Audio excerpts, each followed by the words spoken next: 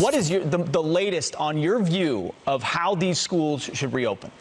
My view is the schools should open. This thing's going away. It will go away like things go away. And my view is that schools should be open. If you look at children are almost, and I would almost say definitely, but almost immune from this disease. So few. They've got stronger.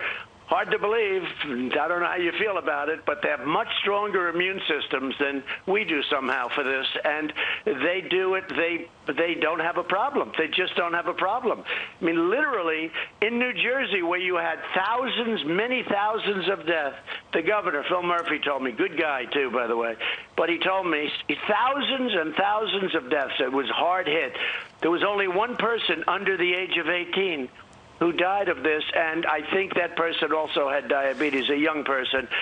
It doesn't, and especially when you get younger than that, it doesn't have an impact on them. And I've watched some doctors say they're totally immune. I don't know. I hate to use the word totally because the news will say, oh, he made the word totally and he shouldn't have used that word. But the fact is that they are virtually immune from this problem, and we have to open our schools. If you look at children, they don't have a problem. What about the teachers? What about the teachers? That's the whole point when they go home and spread it to their parents. I know the bar is so low that it is in the core of the earth for Fox and Friends, but how do you not follow up on that? How do you not follow up on that? That's the first point. The second point, it is not true that children are just immune from the coronavirus. Say you have a child that went through leukemia at age 3 and now he's 8 years old. He's going to be pretty vulnerable. Trump doesn't care about children with cancer. Trump doesn't care about children with pre-existing conditions, with diabetes. I mean, of course he doesn't care though, because studies have shown overwhelmingly that minority and poor children are way more likely to catch the virus than wealthier kids.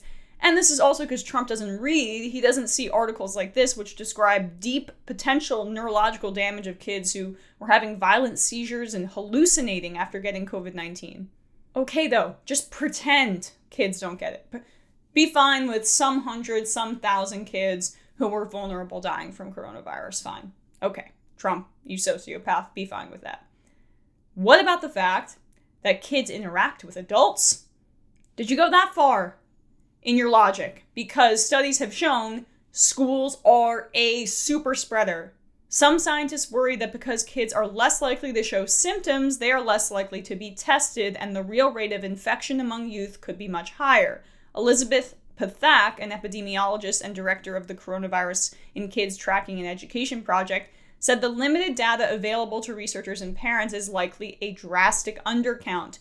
We know that the majority of kids who are infected show no symptoms whatsoever, she said. That means most children who are contagious never will be tested and might spread the virus to a vulnerable peer or adult. A study published last month by JAMA estimated that closing schools in March reduced the rate of new COVID-19 cases by 66%.